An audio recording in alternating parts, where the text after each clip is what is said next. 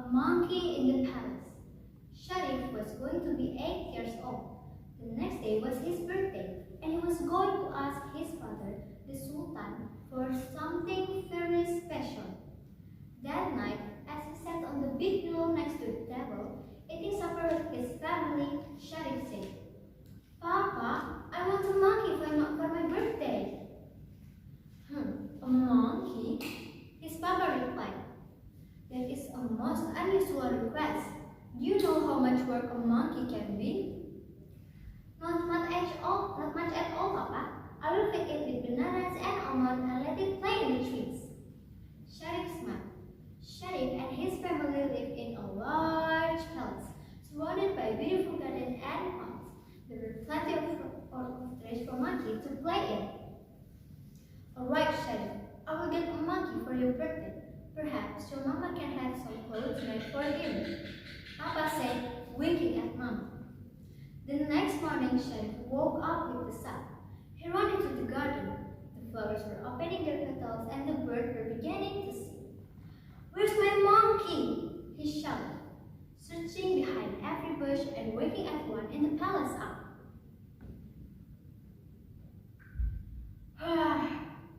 "Who is Sharif?" his papa yelled.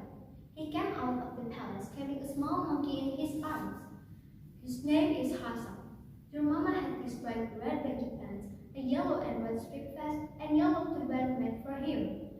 Take care of him and feed him well." Papa went back to bed, leaving his son and the monkey in the garden. The Sultan had no sooner left than Hassan jumped out of Sharif's arm. He ran into the rose garden. He started pulling all the beautiful, fragrant flowers. No, Hassan, no! Those are Mama's favorite flower. Don't touch the yellow roses." Hassan ignored Sharif and tore the yellow roses into pieces. The grass soon was covered with velvety petals. "Mama's going to be angry," he shouted. He grabbed him tails with and picked him up. "Let's go to the orchard and find a banana. There are many trees to climb," Sharif said. When the monkey saw the banana plants, he wiggled out of Sharif's grasp. Instead of climbing them, Sharif ran into the melon patch. No, Hassan, no! You can eat the bananas, but not the melons," shouted Sharif. He tried to catch the monkey, but he was too quick for the boy. Hassan pulled the melons off the vine and threw it at Sharif. It burst open and splattered all over his clothes.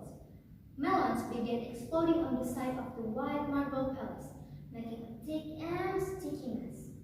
Orange cantaloupe, green honeydews, and red watermelon splattered on every wall, gate, and tower. Hassan threw a cassava at one of the swans that was gliding across a pond. A yellow fruit stuck to the beautiful bird feathers. It honked and flew away. Sharif watched in horror as the monkey threw a melon at Hassan, the Sultan's favorite tiger. The tigers began to roar angrily and tried to grab Hassan with its sharp claws.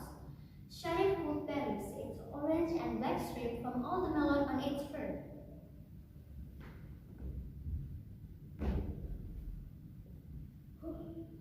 Sharif finally was able to grab hold of Hassan's long tail. He grabbed him and held him tightly. "Khalil will eat you for breakfast if he catch you. Don't do that again. Let's go inside the palace. It is safer for you." As they entered the beautiful palace, Sharif saw Ahmed, his servant. He explained to him about the mess Hassan had made with the melon and roses. Ahmed bowed and went outside to clean it up before Sultan saw what Hassan had done. Sharif put the monkey down on the mosaic-covered floor. It was polished and sparkled like diamonds. Hassan didn't waste a moment of time. He darted across the slippery floor and ran into the treasury. No, Hassan, no!" shouted Sharif. He was too late. Hassan had lifted the lid of one of the huge wooden chests sitting on the floor. Red rubies, green emerald, and blue sapphires went flying through the air as the monkey tossed them about. They bounced all over the room. Some rolled onto the furniture and others rolled onto the Persian carpet.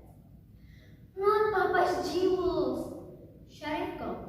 He got down on his hands and knees.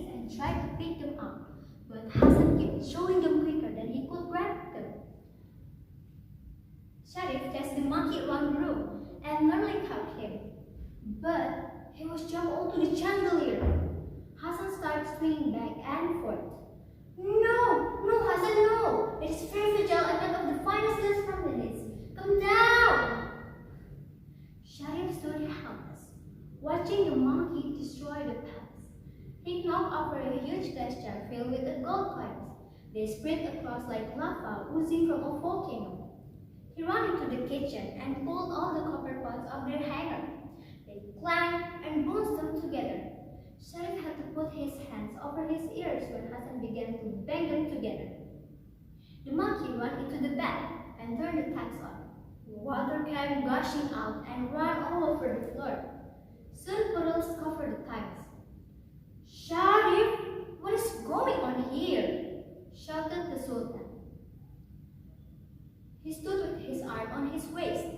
You've had the monkey for 2 hours and it has nearly destroyed the palace, inside and out. Angered Khalid, my tiger, ruined your mama rose garden and splattered every wall with melons. Do you know how much it will take to clean this up? Ahmed snuck up behind Hassan and grabbed him with a large net.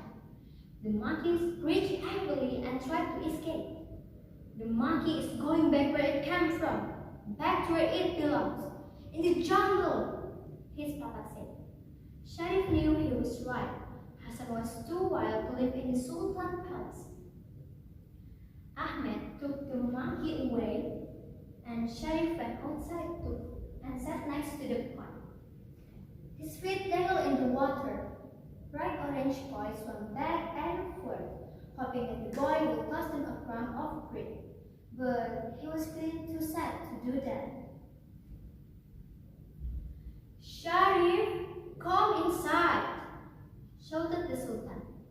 Sharif walked into the palace, his face gloomy and head hanging low. Since it is still your birthday, I bought you a different thing. It is much better than a monkey. I know you will like it. It is over there, in that box. Sharif's eyes sparkled and he ran over the wooden box. Wow, a tiger cow! He laughed and picking the tiny animal up. Its claws are sharp. His claws will begin even more sharp and he will grow up to be a great tiger, like my hound. Ahmed will help you train him and we will keep him with Harun. You can visit him every day. Papa said. Sharif was delighted. I will name him Rat. Rat is fitting for a tiger. Go with Ahmed and take Rat with you. Khalil will come to camp and help teach him the tiger's way of doing things. Ahmed and Sharif went to visit every day and taught him to the tricks. You are a much better birthday present than a monkey, Sharif said, hugging the cat. Yes, and he doesn't throw a melon or destroy your mama rose garden. Ahmed laughed. The end. Assalamualaikum warahmatullahi wabarakatuh.